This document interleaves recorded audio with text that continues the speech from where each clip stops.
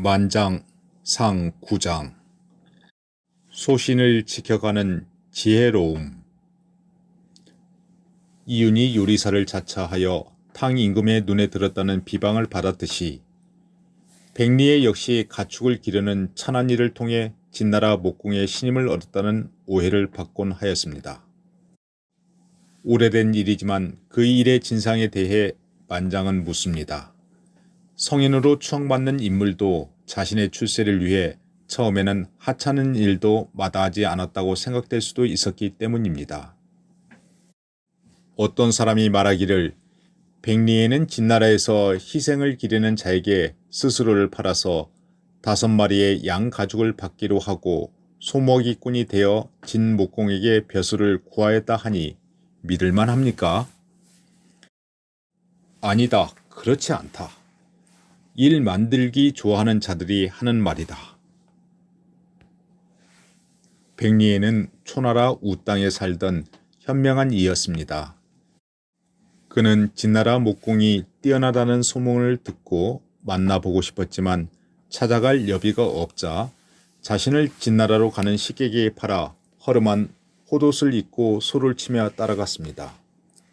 진나라의 짐승을 기르는 집에 스스로를 팔아 5마리의 양의 가죽을 받고 소를 먹이는 일을 하였다는 것은 바로 이러한 상황을 말한 것으로, 이 때문에 훗날 그를 양의 이름을 사용하여 오고대부라고 불렀던 것입니다.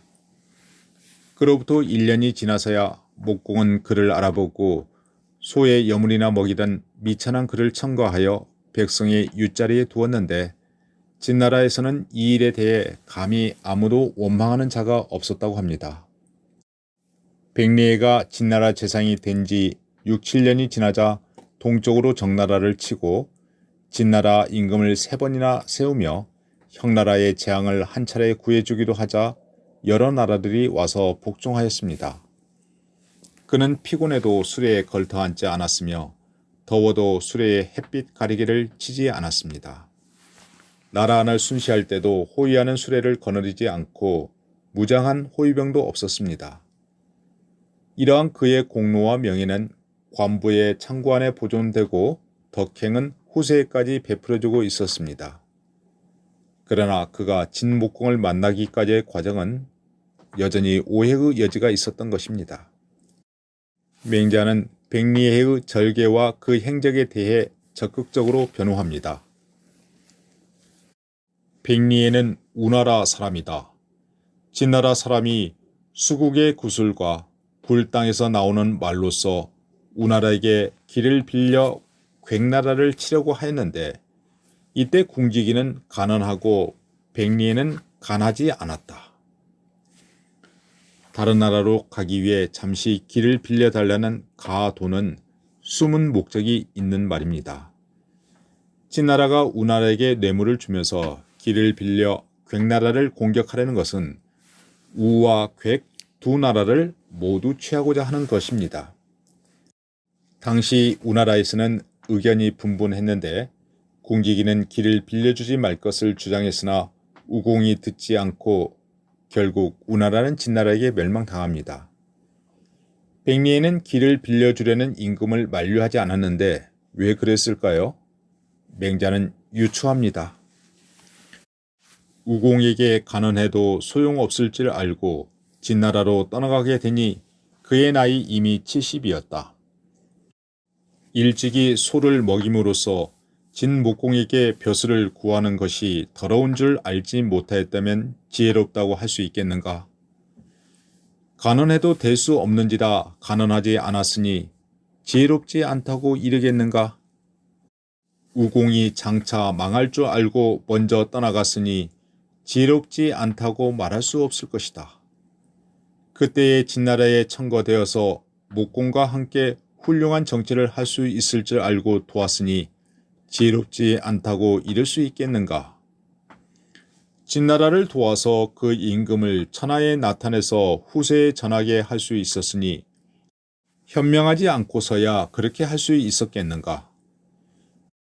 스스로를 팔아 그 군주를 성취시켜 주는 것은 시골에서 스스로를 사랑하는 자라도 하지 않을 것인데 어질다는 사람이 그런 짓을 할 것인가? 맹자는 백리해가 지혜로운 사람임을 여러 방면에서 말하고 있습니다. 간청해도 왕이 받아들이지 않을 상황을 미리 예측할 수 있었고 70대의 고령의 망명을 결심하여 진나라 목공을 훌륭하게 보좌했기 때문입니다. 그렇게 지혜로운 그가 벼슬길에 오르려고 군주의 환심을 사기 위해 소를 먹이는 비천한 일을 마다하지 않았다는 것은 모함이라는 것입니다. 맹자는 성현들의 출처에 대한 만장의 질문을 빌려 시대의 순서에 따라 적극적으로 변화하고 있습니다. 사기에는 이윤과 백리해의 이야기만 나오는데 맹자 책에는 중간에 공자의 처세관을 삽입함으로써 그 정당성을 더해가는 특징이 있습니다. 다시 정리하면 이윤이 솥을 짊어지고 요리사를 자처하며 탕임금에게 벼슬을 요구했다거나 공자가 옹저와 척환 같은 자들의 집에 머물면서 등용되기를 기대했다거나 백리해가 스스로 소를 기르는 자에게 자신을 팔아 목공에게 등용되었다는 것은 모두 사실이 아니라고 주장합니다. 아무리 상황이 열악하더라도 자신들의 절개와 지조를 헌신짝처럼 버린 이들이 아니었다는 말입니다. 아무리 숭고한 목적이라도 수단을 정당화시킬 수는 없습니다. 그러나 만약 지금 당장은 구차스럽더라도 상대방의 비위를 맞춰가며 자신이 등용되어 시대의 변화를 선도하려는 자세는 잘못된 것일까요? 아니면 어떠한 상황일지라도 소신과 원칙을 굽히지 않고 밀고 나가려는 마음이 필요한 것일까요?